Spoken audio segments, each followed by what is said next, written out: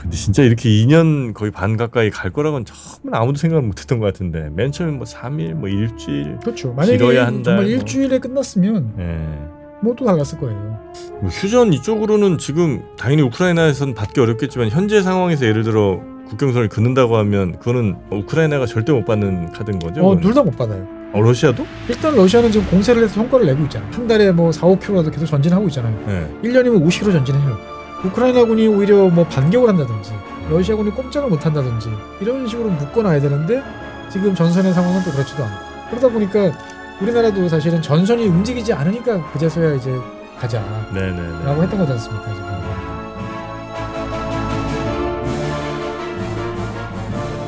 최주영 박사의 지구본 연구소, 오늘도 전 세계에서 벌어지고 있는 일들 저희가 잘 한번 점검해 보도록 하겠습니다. 반갑습니다. 종프로고요. 네, 최준영입니다. 네, 오늘은 벌써 이게 얼마나 됐습니까? 800일 좀 넘었죠?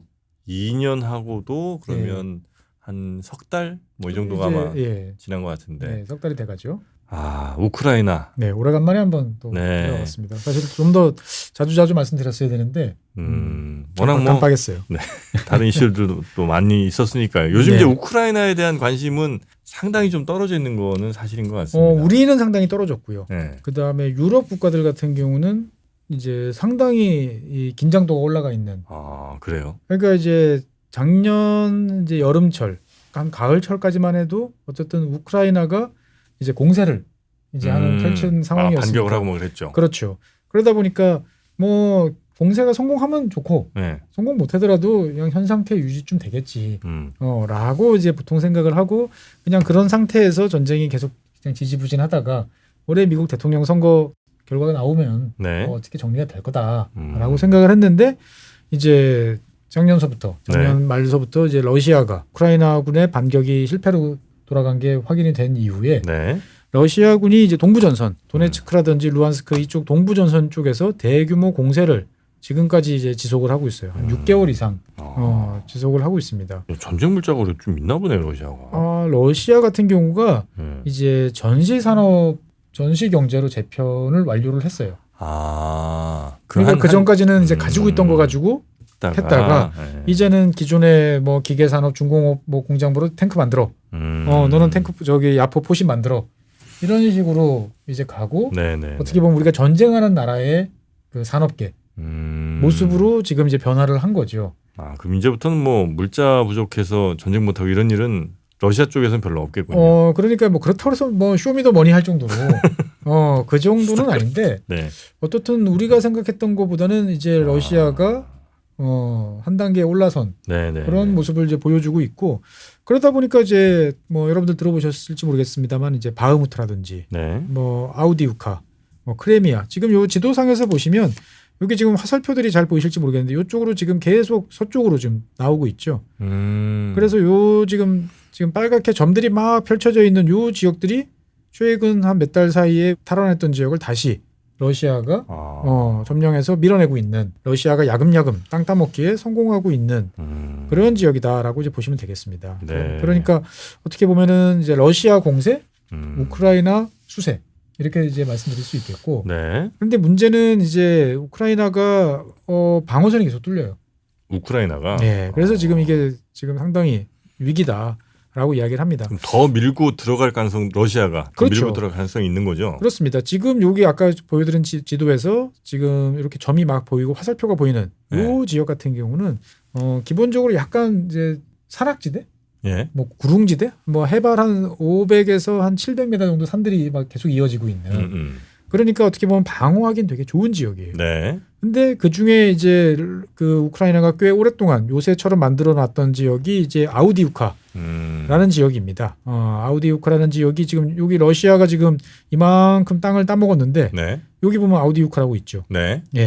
요 지역을 지난 2월 달에 상실을 했어요. 근데 요 지역에서 밀리면 평지예요.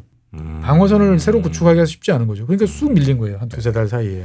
그러니까 이제 이 아우디우카 같은 경우는 2014년 그러니까 크림반도 이후에 이 돈바스 지역에서 여러 가지 분쟁이 벌어질 때도 우크라이나군이 형편없이 약한 전력으로도 어떻게든 지켜냈던 되게 요새화된 이제 그런 지역이었는데 이 지역이 의외로 쉽게 무너져 버린 거예요. 네. 거기가 무너지면 그 우크라이나로서는 굉장히 좀 뼈아픈 그리고 굉장히 요충지였던 거죠. 그렇습니다. 지금 요 오른쪽 지도로 보시면 아시겠습니다만 요 아우디우카 요 지역서부터 도로들이 뚜렷한 선들로 이렇게 보이죠. 그러니까 이제 이 다른 지역으로 더 서쪽으로 나가기 좋은 통로들이 연결돼 있는 관문 같은 지역이 아우디우카였어요. 네. 근데 여기서 무너지고 난 다음에 뒤쪽에서 다시 이제 급조한 방어선들을 이제 지금 만들었는데 계속 지금 밀려요. 그렇다고 해서 뭐 하루에 막 수십 킬로씩 밀리고 이런 건 아닌데 어쨌든 계속 밀린다라는 거죠. 네네. 그러니까 우크라이나군 입장에서 봤을 때는 무슨 일이 있어도 아우디우카는 잘 지킬 거야라고 생각하니까 이 후방에다가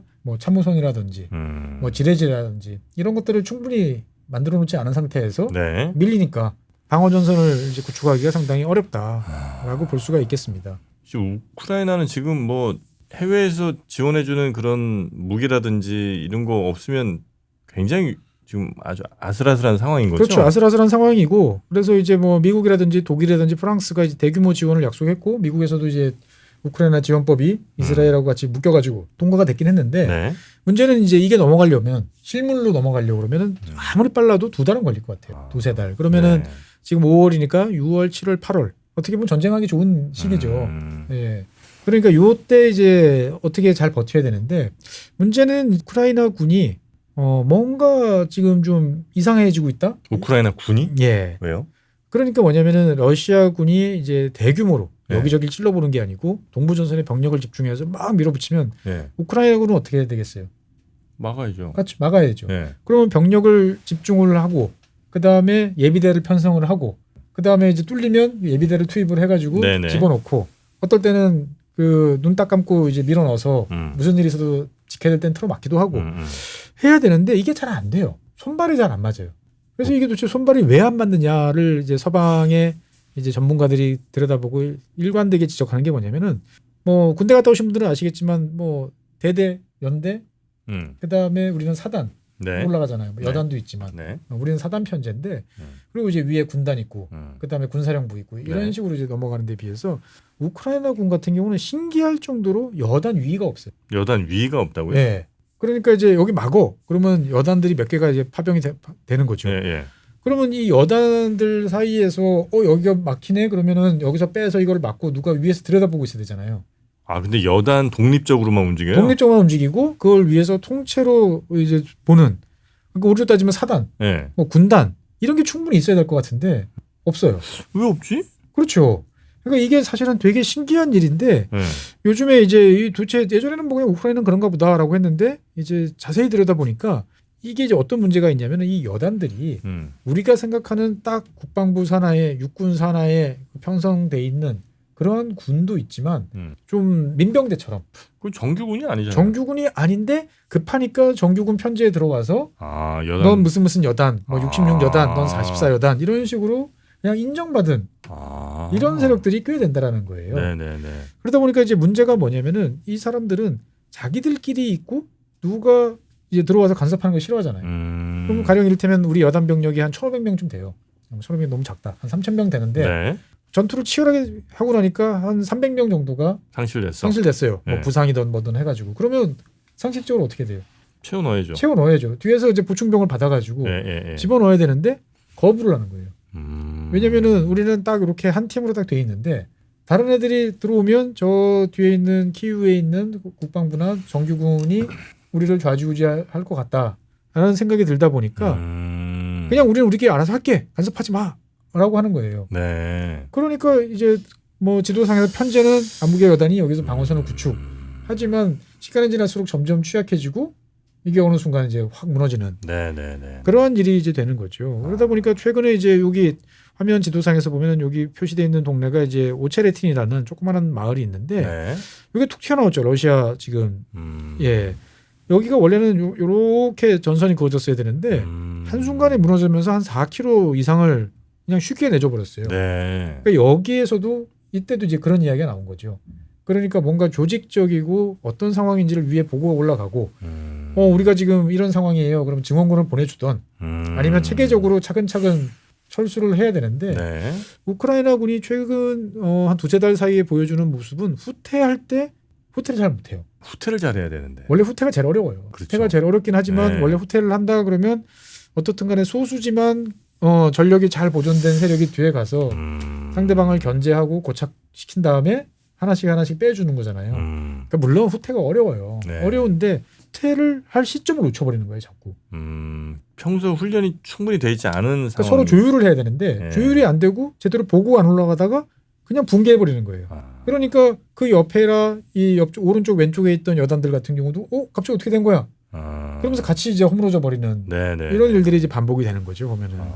그러니까 이제 러시아 입장에서 봤을 때는 그런 틈들을 계속 노려서 느리지만 계속 땅 따먹기 식으로 지금 나가는 거고. 그래서 이렇게 나가다가 이렇게 우크라이나군이 방어하기 좀 어려운 이렇게 포켓 같은 데 형성이 되면 이렇게 잘라먹고 들어가는 거죠. 네. 그나마 여기가 이제 산악지대 같으면 그건 괜찮은데 점점 이제 평야로 내려오니까 네. 이제 쉽지 않은 이제 그런 상황이 이제 되고 있습니다. 그래서 지금 우크라이나가 굉장히 지금 악전고투를 하고 있다. 그렇죠. 그 네. 우크라이나 같은 경우는 지금 악전고투를 하는데 몇 가지 요인이 겹쳐요. 그러니까 네. 첫 번째는 우크라이나군 자체적인 네. 그런 이제 편성의 문제, 군 조직의 어떤 난맥상 이런 문제가 있고요. 두 번째로는 이제 그 우크라이나군이 어떻게 보면 미국이나 나토 동맹국들이 제공해주는 첨단 무기, 네. 이런 것들을 잘 활용을 해가지고 소수가 다수를 막아내는 일을 많이 해왔는데 이 위력이 갑자기 툭 떨어졌어요. 그러니까 뭐냐면은 지금 화면에 보이시는 요거 같은 경우는 이제 155mm 이제 포탄입니다. 주력 아니에요, 저게? 예, 주력인데 요 네. 뒤에 보면은 포탄이 좀 신기하게 생겼죠. 앞쪽에 뭐 날개도 보이고 네. 이쪽도 날개 보이고 이거는 유도 포탄이에요. 예, 엑스칼리버라고 부르는 155mm 이제 네. 유도 포탄인데 이걸 놓고 쏘면 네. 이게 이제 그 근처에 가면은 정확하게 사전에 지정해 놓은 목표물로 떨어집니다. 그러니까 요 날개들이 움직여요. 근처에 가서. 조절을 해주는 거군요. 그렇습니다. 예. 그래서 속도도 줄이고 브레이크도 걸고 방향도 왼쪽 오른쪽 바꿔가지고 그래서 GPS를 기본으로 해가지고 떨어지는 거죠. 그래서 원형 공산 오차라고 그러죠. CP 같은 기준으로 보면은 한 5m? 안쪽으로. 예, 그러니까 한 35km 정도 떨어져서 쏘면 네. 일반 포탄 같은 경우는 한 150m 반경에 떨어지는데 네. 이 엑스칼리버 같은 경우는 한 발 딱 쏘면 10m 안쪽. 5m가 떨어지는 거예요. 어. 그러니까 이제 뭐 상대방 그 뭐 벙커가 있으면 네. 그 거기에 정확하게 핀포인트를 꽂아놓고 심지어 이제 어떤 경우에는 이제 정지해 있는 탱크 거기를 정확히 때리기도 하는 네. 어떻게 보면 정말 묘기 같은 일을 많이 했어요. 그래서 네. 사실 미군 입장에서 봤을 때는 이 엑스칼리버 포탄은 되게 뭐 30km 저격수 라는 별명을 붙을 정도로 미국이 신뢰하던 네. 이제 이런 거였는데 러시아군이 이제 효과적으로 이 제밍을 지금 성공을 시키고 있습니다. 우크라이나가 쏘는 저 155mm 엑스칼리버에 대해서 예. GPS 방해 방해 전파를 날리면서 지금 이제 제밍을 지금 이제 하고 있는 거죠, 보면은. 네네. 예. 그러니까 이제 제밍을 하다 보니까 이게 이제 엉뚱한 데로 가는 거예요. 그러니까 미국도 러시아가 아프가니스탄 탈레반 같은 애들은 아니라고 알고 있었던 거죠. 그러니까 많은 분들이 오해하시는데 러시아가 전자제품을 잘 못 만들다 뿐이지 네. 전자전 역량은 되게 좋아요. 장비도 좋고 네. 운영하는 노후화도 좋고. 그래서 미국이 사실 이 엑스칼리버를 지원해주면서 최소한 한 12주 정도는 약발이 들을 거다. 네. 그 다음에는 장담할 수 없다라고 했는데 이게 한 6주도 안 된 거죠. 보면은 6주는커녕 빠른 지역 같은 경우는 한 2주 만에 러시아군이 제밍에 성공을 해가지고 이 비싼 포탄 이거 한 발에 이제 그 한 30만 달러 뭐 이 정도 되는. 예. 4억씩 해요? 예. 근데 보통 포탄보다 10배가 비싸도 보통 포탄 20발 쏠 거를 이 포탄 한 발이 쏴서 끝내버리니까 비용 대비 효과가 좋은 포탄이죠. 네네네. 그런데 이게 이제 보면은 그전에는 그래가지고 처음엔 제밍이 없을 때는 효율 70% 정확하게 목표에 달성하는 게 70%였는데 네. 지금은 6%. 그러니까 일반 포탄하고 별 차이가 없는 수준까지 그냥 떨어져 버린 거예요. 네네네. 그러니까 원래 포탄은 별로 없지만 그래도 정밀하게 때릴 수 있는 포탄을 가지고 그거를 때려가지고 러시아군을 막아냈는데 네. 지금은 이제 그게 힘들어지는 이런 상황으로 지금 바뀌고 있는 거죠. 보면. 그래서 이제 그 GPS 뭐 이런 전파 방해 등으로 해서 일단 우크라이나의 공격력이 많이 좀 상실이 됐고. 그렇죠. 예. 그러니까 여기에 대해서 이제 미국이 이제 지원해 주는 게 뭐냐면은 그러면 이제 이 GPS 제머라고 그러죠. 제밍하는 네네. 기계들이 있을 거 아니에요. 이 제머를 자동으로 쫓아가서 때리는 이 유도 장치를 최근에 이제 계약을 해가지고 도입을 하기 시작을 해서 사실 뭐 기술적으로 어려운 건 아니에요. 네. 비행기에 단독으로 할 수도 있고 이왕이면 2대쯤 같이 뜨면 정확하게 삼각식량 해가지고 때리는 건 어려운 일은 아니거든요. 네. 그래서 요거를 가지고 이제 요만한 장치를 달면 이제 정확하게 그 위치를 알아서 쏘면은 날아가서 때리는 이런 것도 이제 했는데 이제 문제는 뭐냐면 미국이 이런 식으로 나오면은 또 러시아는 또 다른 식으로 이를테면 제머를 이제 가짜 제머까지 여러 개를 쫙 깔아가지고 하는 방법도 네. 있을 수 있는 거죠. 그러다 보니까 이제 미국 같은 경우는 최근에 이야기되는 게 그런 이야기를 합니다. 기존의 국방 무기를 사서 우리가 업그레이드하고 업데이트하는 이 주기로는 네. 현대전을 따라갈 수가 없다. 무슨 말이냐면은 전장에서 이 막 포탄이 쏟아지는 그 와중에서 프로그래밍을 다시 해야 돼요. 상대방이 이런 식으로 간다. 그러면 GPS 방해를 받는다. 그러면 이거를 우회할 수 있는 방법을 찾아내가지고 네. 다시 코딩을 해서 입력을 시켜서 업데이트를 하는 작업을 현장에서 할 수 있을 만큼의 능력을 보유하든지 아니면 거의 실시간으로 후방에서 이것들을 지원해 줄 수 있을 만한 장치 또는 시스템 네. 이런 걸 해야 되는데 자 우리 이거 업데이트합니다. 계약 입찰. 그러면 그 업체가 이제 석 달 후에 선정. 일은 6개월 후에 시작. 네네네. 개선품은 1년 후에 도착. 이런 프로세스 가지고는 택도 없다라는 그런 이제 고민들을 지금 하고 있는 거죠. 네. 그러다 보니까 이제 우크라이나군은 상당히 좀 어려운 상황에 놓여 있다. 네. 이렇게 볼 수 있습니다. 그리고 또 어떤 그래. 흐름들이 또 있습니까? 근데 이제 뭐 어려우면 우리가 네. 이빨이 없으면 뭘로 하죠? 잇몸으로 잇몸으로 하죠. 예. 그러니까 우크라이나군 같은 경우는 제일 부족한 게 지금 포탄, 사람 이런 거잖아요. 사람이 진짜 부족할 것 같아요. 그렇죠. 사람이 부족한데 사람은 당장 어떻게 할 수 없어요. 그렇죠. 근데 이제 포탄이 없다라는 것은 가만 생각해 보면은 포탄을 저기까지 날릴 수만 있으면 네. 뭐 뭐든 되진 거 아니냐. 라는 생각을 하는 거죠. 그래서 우크라이나군 같은 경우는 작년서부터 지금 그 FPV를 적극적으로 사용하고 있습니다. FPV는 뭐예요? 1인칭 뭐 드론이라고 볼 수 있죠. 우리가 보통 드론을 이제 생각을 하면 네. 어떤 통제 사무실에 딱 앉아가지고 예. 그 보내주는 이제 그 화면을 보면서 그 다음에 이제 지도에 표시되어 있는 그 GPS 위치를 네, 뭐 보면서 이렇게 조종을 한다 생각하잖아요. 예. 그게 아니고 이 1인칭 시점은 그거를 딱 쓰면 이 드론에 달려 있는 여기 조그마한 카메라가 있어서 송신을 해줍니다. 내가 이렇게 보면서 바로 1인 바로 조종하는 어떻게 보면 1인칭 약간 이제 드론 스포츠 때 많이 네네네. 장애물 통과 이럴 때 쓰던 거였는데 이 FPV를 활용하는 거죠. 이 FPV 밑에다가 여기 보시면은 그 알라의 요술봉이라 부르는 RPG. 예, 요거를 이제 달아내요. 가서. 예, 실제로 사진으로 보면 이런 식입니다. 예, 이런 식으로 드론 밑에다가 뭐 테이프가 됐던 뭐 아니면 무슨 끈이 됐던 어떻든 묶어. 저 드론 저기 뜨나? 뜹니다. 저걸 들고? 예, 저걸 들고 뜹니다 보면은. 와. 그래가지고 이 FPV 같은 경우는 원래 스포츠용으로 나왔기 때문에 속도가 되게 빨라요. 그래가지고 이제 범위는 이제 아무래도 이제 직선으로 이 통신이 돼야 되니까 한 2-3km 정도 반경인데 이제 속도는 140km 정도까지 납니다. 예, 그러니까 순간 가속력이 좋아요. 후 날아가서 상대방 차모에 그냥 들어간다든지 아니면 상대편 이제 트럭에 정확하게 내려 꽂힌다든지 아니면 문 열어놓은 그 탱크나 자주포 뒷문으로 들어간다든지 이런 식으로 해서 가는 거죠. 그러니까 이제 우크라이나군 입장에서 봤을 때는 155mm 포탄은 구하기도 어렵고 아껴 써야 되는데 이를테면 가까운 표적들이 있을 거 아니에요. 예, 지금 전선에서 좀 막 왔다 갔다 하는데 한 1km 정도 떨어진 놈인데 박격포로는 도저히 잡을 수가 없고 그렇다고 거기다가 155mm 아까운 거 쏘기도 애매한 이런 이제 보병용 지원 무기로 적극적으로 잘 활용을 지금 하고 있는 거죠. 비용은 뭐 훨씬 절약되겠네요, 저렇게. 그렇습니다. 그러다 보니까 지금 이제 이런 식으로 작전을 하는 거예요. 이렇게 화면을 들여다보고 있죠. 드론 운영병이 그럼 이렇게 날아갑니다. 이렇게 날아가서 돌입을 하는 거죠, 보면은. 그래서 현재로 보면은 지금 이제 우크라이나군이 러시아군의 장비 파괴의 전체의 한 70% 정도는 뭐 포병이나 미사일이 아니고 저거예요? 예, FPV 드론으로 지금 갑니다. 그러니까 이 밑에 있는 뭐 이 RPG나 이런 것들은 뭐 이런 건 쉬우니까 많이 있으니까 예, 가는 거죠. 그러니까 장거리 뭐 15km, 20km 밑에 있는 것을 때리는 용도가 아니고 철저하게 근접전에서 때리는. 그러니까 아까운 포탄은 아껴 쓰고 가까운 곳은 이렇게 쓰자라고 이야기들을 지금 하고 있습니다. 그래서 우크라이나군 같은 경우는 처음에는 중국제를 받아 쓰다가 DJI 같은 경우 하다가 지금은 이제 연간 자체 100만 대 생산 목표. 자체 생산해요. 예. 간단합니다, 사실 이거는. 하긴 뭐 그렇게 드론 자체가 어렵지는 않을 것 같아요. 어렵진 않죠. 그러다 보니까 이것도 어마어마한 재밍의 연속입니다. 저것도 결국 이제 전파를 하는 거니까. 그렇죠. 그래가지고 이제 러시아군 입장에서 봤을 때는 이런 놈들이 모기떼처럼 갑자기 막 날려들다가 예.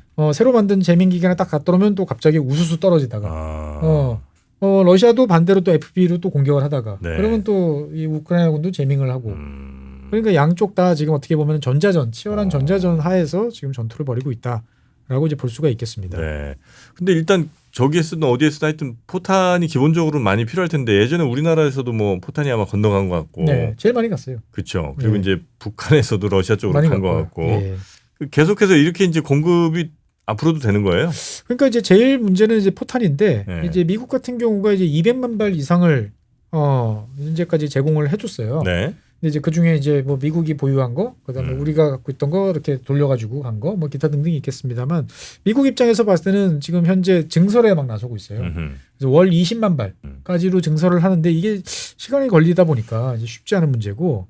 그러니까 이제 미국 같은 경우는 2025년 내년이 돼서야만 20만 발이 아니고 10만 발이라도 계속 만들 수 있는 양산 체계가 되지 않을까라는 생각을 좀 하고 있고. 네. 그러다 보니까 그 이전까지는 전 세계를 뒤져가지고 155mm 포탄을 찾아가지고 공급을 해주는 그러한 일들을 하고 있고. 네. 그래서 프랑스 같은 경우는 이제 유럽에 딴 건 몰라도 포탄 정도는 우리가 해줄 수 있다라고 해가지고 100만 발 공급하겠다라고 큰 소리 빵빵 쳤는데 이게 이제 안 되죠. 안 돼요? 네. 왜냐하면 이제 프랑스가 고집을 피웠거든요. 유럽 내에서 만들던지 찾아가지고 주자. 유럽 내에서? 예. 만들 수 있는 나라가 좀 있나요? 있죠. 만들 수 있는데 네. 이제 그 캐파가 그만큼 안 되는 거죠. 네. 그러니까 그걸 차라리 우리나라에 줬으면 그러니까. 갔을 텐데 여러 가지 문제들이 좀 있는 거죠. 그래서 어쨌든 간에 요즘에는 이제 이 미국 이외에도 뭐 슬로베니아라든지 체코라든지 이런 나라들이 다양한 나라의 포탄 주문을 넣고 있어요. 네. 그래가지고 이제 슬로베니아 같은 경우는 인도에다가 포탄 주문을 넣어서 155mm 포탄을 이제 몇만 발을 받아가지고 우크라이나에 넘겨주기도 하고, 그 다음에 이제 뭐 튀르키예 같은 경우도 뭐 이름을 밝힐 수 없는 나라로부터 주문을 받아가지고 그게 이제 우크라이나 현장에 가 있기도 하고 그런 이야기도 하고 있고요. 네. 뭐 들리는 이야기로는 우크라이나 쪽에서 우리나라에 직접 요청을 했다고 하기도 해요. 이것저것 다 써보는데 네. 한국에서 온 게 좋더라. 우리 게 최고죠. 근데 이제 쉽지는 않은 이제 그러한 문제입니다. 근데 또 이 포탄도 포탄이지만 아까도 뭐 잠깐 얘기 나온 그 병력이 네. 우크라이나가 어쨌든 뭐 러시아도 좀 뭐 부족하다고는 합니다만 인구가 훨씬 더 적을 거고. 그렇죠. 그리고 그 전에 그렇게 많은 군대를 운영하던 나라가 아닐 거라 이 병력을 어떻게 해결하나. 딴 나라에서 도와줄 수도 없잖아요, 병력. 그렇죠. 그러니까 이게 우크라이나 같은 경우는 약간 이해하기 어려운 면들이 몇 가지가 있는데 네. 보통 우리가 징집을 한다 그러면 만 20세, 만 18세에서부터 20세를 사실 제일 선호해요. 뭐 그렇겠죠. 제일 힘 좋을 때잖아요. 네네. 그런데 우크라이나 같은 경우는 25세부터 징집을 해. 그래서 27세였나? 자관 높다가 지금 좀 낮추는데 이거 가지고 되게 논쟁이 많이 됐었어요. 예. 그러면서 이걸 이제 징집을 확대를 해야 된다. 추가적으로. 그래서 현재 이제 30만 명 정도를 더 확보를 해야 된다. 라고 하는데 만약 우리나라 같은 경우 30만 명을 더 확보를 해야 된다. 그럼 어떻게 하게 되겠습니까? 우리는 예비군이 있죠. 예비군 있죠. 그래서 이미 동원 예비군은 다 썼다. 네. 그러면 이제 그 뒤에 있는 이제 일반 민방위 지역 그 예비군까지 향토 예비군까지 동원해 가지고 네. 이제 한 6, 7년 차 아저씨까지 이제 다 가야죠. 뭐. 가서 하는데 우크라이나는 그렇게 안 해요. 그럼요. 그럼 어떻게 하냐면은 현재 지금 이 간판이 이 캠페인이에요. 우리 부대 오세요라고 하는 광고 캠페인이에요. 여기 QR 코드도 있죠. 네. 오세요로 안 될 텐데. 그러니까 이게 뭐냐면은 네. 아까도 각 여단들이 따로 논다고 그랬잖아요. 네. 그래서 지금 자원하면 당신이 원하는 부대로 갈 수 있으니까 지금 자원하세요. 라는 캠페인을 하고 있어요. 네. 네. 그러니까 이제 뭐냐면은 우크라이나 사람들이 봤을 때 저 부대 중에서 어떤 부대는 되게 지휘관이 유능하고 지원도 잘 받고 있고 효과적으로 물자를 배분해서 희생을 최소화하면서 자기 역할을 잘하는 부대가 어딘지 다 알아요. 어떤 부대는 인마이 포켓으로 다 집어넣고 그런데 내가 저 부대 안 좋은 부대로 가면 어떡하지라는 고민이 있으니까 이런 각각의 여단들이 우리는 걱정 마세요. 우리 부대 잘하고 있어요. 부대끼리 경쟁하는 거예요? 경쟁하는 거예요. 그래서 우리 부대는 드론 운영병이 필요해요. 그래서 뭐 이를테면 드론 운영병 같은 경우는 전선에서 3주를 하면은 일주일 휴가 보내드립니다. 돌아왔다 다시 오시면 돼요. 이런 식으로 이제 가는 거죠, 보면은. 그러니까 지금 만약에 당신들이 우리 부대 오지 않으면 네. 조만간 이제 우크라이나 정부가 총동원령, 네. 징집령을 내려서 무차별적으로 징집을 해서 그냥 막 보내버릴 텐데 그렇게 되면 아까도 말씀드린 것처럼 이제 안 좋은 지휘관, 열악한 상황에 있는 부대로 갈 수 있을 텐데 괜찮으시겠어요? 그 전에 선택하시죠. 라고 이야기하는 거죠. 네네네. 근데 더 재밌는 점은 이게 그럼 이렇게 간 사람들은 국방부 입장에서 봤을 때 네. 이미 군인으로 편성이 됐으니까 징집 대상에서 제외되는 거냐? 이거는 또 지금 아직 정확치가 않아요. 그러니까 이런 의용 부대들이 막 섞여 있다 보니까 상당히 좀 군부대 이 징집이 아주 투명한 나라는 아니네요 보니까. 그러니까 징집이라는 게 그렇게 쉬운 일이 아니에요. 하겠죠. 우리나라처럼 완전 주민등록번호 완전히 딱 그냥 다 돼 있고 다 그냥 돼 만 18세 되는 순간 다 병무청 가가지고 이제 등급 딱 부여받고 하긴 그런 나라가 뭐 많지. 그런 나라가 많지는 않죠. 그러니까 어떻게 보면 이제 여러 가지로 어려움을 겪는데 결국은 이제 아마 동원령을 내리지 않을까 싶은데 또 그 자체가 또 우크라이나 내부적으로는 또 갈등 요인이에요. 야, 그러면 지금 이제 우크라이나 포탄 이야기했고, 네. 이제 사람 이야기했고. 네. 그럼 우크라이나가 또 부족한 게 또 뭐가 있을까요, 보면은? 우크라이나 식량은 많이 나을 거고. 식량은 많이 나는 거고. 뭐가 있죠? 결국 아까 엑스칼리버 한 발에 뭐 몇십만 불씩 돈이죠, 결국. 돈이죠. 지금 이제 뭐 미국이 도와준다, 뭐 유럽이 도와준다 하지만 우크라이나 입장에서 봤을 때 제일 필요한 거는 돈이에요. 미국도 돈이에요. 네네. 돈만 있으면 전 세계 어디를 뒤져서라도 자관 만들려고 오다 내려가지고 가서 주면 되잖아요. 근데 돈은 이제 귀중한 존재니까 그러다 보니까 이제 이 미국이나 유럽이나 다 머리를 쥐어 짜내고 있다가 아주 절호의 아이디어를 떠올렸습니다. 뭐냐면은 러시아가 지금 경제 제재를 당하고 있잖아요. 러시아 정부나 러시아 중앙은행이 해외에 갖다 놓았던 돈들, 해외 자산들이 지금 동결이 되어 있는 게 되게 많아요. 그러니까 가령 유럽에서 동결된 것만 해도 지금 여기 그래프를 보시면 아시겠습니다만 2,500억 유로가 넘어요. 네. 어마어마한 돈이 지금 동결돼 있어요. 그 뽑아 쓸 수가 없는 거죠. 러시아 입장에서 봤을 때는. 대부분이 어디 있냐면은 벨기에 한 1,900유로 정도가 있고요. 1,900억 유로. 네. 네. 그다음에 프랑스, 스위스 이런 나라들에 이제 꽤 돈들이 이제 많이 있는 거죠. 네. 그러니까 전쟁이 한 2년쯤 이어지니까 돈이 필요하니까 사람들 생각은 다 똑같습니다. 어차피 지금 우리가 동결시켜놨는데 저거 그냥 처분하자. 처분을 할 수 있나 근데? 저거 몰수해서. 몰수? 네. 몰수는 좀 처분해서 그냥 쓰면 되는 거 아니야? 쉽지 않을 것 같은데. 네. 그러니까 이제 이 소리를 들은 이제 이 유럽의 이 중앙은행장들은 기겁을 합니다. 아니 전쟁은 평생 가는 게 아니고. 네, 끝나면 결국은 다시 또 돌아갈 텐데 서로가 기본적인 룰은 지켜야 되지 않겠습니까? 라는 이야기를 하는데 아니 러시아가 지금 국제법을 무시하고 지금 저런 식으로 막 가고 있는데 그 국제법이 뭔 상관이야? 가자. 라고 이야기를 이제 하는 거죠. 그다음에 특히나 이제 미국 같은 경우는 러시아 내에 미국 자산이 별로 없어요. 원래. 그러니까 러시아도 유럽이나 미국 자산들을 다 압류를 했잖아요. 서로가 이제 보복을 한 건데 미국이 이제 미국 기업이나 미국 회사나 뭐 미국 정부가 러시아 내에 있다가 압류당한 이 자산은 한 360억 달러 정도밖에 안 돼요. 360억 달러 밖에라는 말은 웃기긴 한데 미국 경제 규모에 비해서는. 네. 근데 유럽 같은 경우는 이제 러시아에 갖다 놓은 게 지금 한 1,000억 달러 넘어요. 아이고야. 네, 그러니까 이게 이제 자칫 잘못하면 뭐 그렇죠. 양쪽이 서로 그냥 퉁치는 거네 그냥. 퉁칠 수도 있고 더 큰 문제는 뭐냐면은 이제 이걸 지켜보고 있는 다른 나라들도 있단 말이에요. 그러니까 예를 들면 뭐 중동. 그러면 저 나라에는 돈 못 맡기지. 저 나라에 돈을 맡겼다가는 저거 어느 순간 그냥 동결까지는 다들 지금 인정을 해요. 뭔가 서로가 상황이 안 좋으면 당장 못 너 돈 가져가지 마. 하지만 그 상황이 끝나고 나면 그거는 가져간다. 주인 찾아줘야지. 이거는 이제 그동안의 그 룰이었어요. 근데 이거를 깬다고? 그거는 조금. 그래서 이게 얼마 전에 이제 G20에서도 한번 논의가 됐다가 이제 뭐 한번 난리가 이제 났었는데 그러다 보니까 이제 여러 가지로 그러면은 저 돈을 빼서 몰수해서 매각하는 건 안 돼. 그런 방법이 뭐 없나? 라고 생각했을 때 이제 벨기에가 또 아이디어를 하나 냅니다. 1,900억 유로나 있는데 저거를 그냥 담보로만 제공하자. 담보로. 네. 우크라이나 정부가 우리 돈 필요해요. 100억 달러 필요합니다. 그런데 우크라이나 정부의 신용도를 믿을 수가 없잖아요. 네. 그러면 이제 신용을 보강한다고 그러죠, 우리가. 네, 신용 보강으로서 저 벨기에 지금에 있는 압류돼 있는 러시아 돈을 러시아 자산을 이제 백업으로 옆에다 놔둔 거죠. 그러면 적어도 좀 일단은 신용 보강이 되니까 낮은 이자로 이자율이 낮든지 금액이 좀 키워지든지. 야, 그러다 못 갚으면 어떻게 돼? 1900달러 유로 있잖아요, 이렇게. 그렇죠. 그러니까 야, 이거는 좀 우크라이나가 일부러 안 갚으면 어떡하지? 그렇지. 예, 이런 것도 있고 그러다 보니까 이제 또 쥐어짜는 게 뭐냐면은 그러면 이제 채권 이런 거 같은 경우는 만기가 벌써 도래했을 거 아니에요. 예. 네. 그러면 계속 이제 그 이자가 쌓이고 있을 거 아닙니까? 예. 사실은 뭐 압류를 했을 때 돌려준다라는 개념은 원금. 처음에 이 나라 채권을 100억 달러 샀어. 그러면 기본적으로 그 100억 달러에 해당하는 것이 이 나라 자산이지. 그 이자는 제외되지 않냐? 그냥 두었을 때 자동으로 생기는 그 이자에 대해서는. 그렇죠. 그러니까 그 이자들은 탈탈 긁어 모아 보니까 한 50억 유로쯤 되는데 이거는 쓸 수 있지 않을까? 근데 이제 야이씨 50억 유로 가지고 누구 코에 갖다 붙여?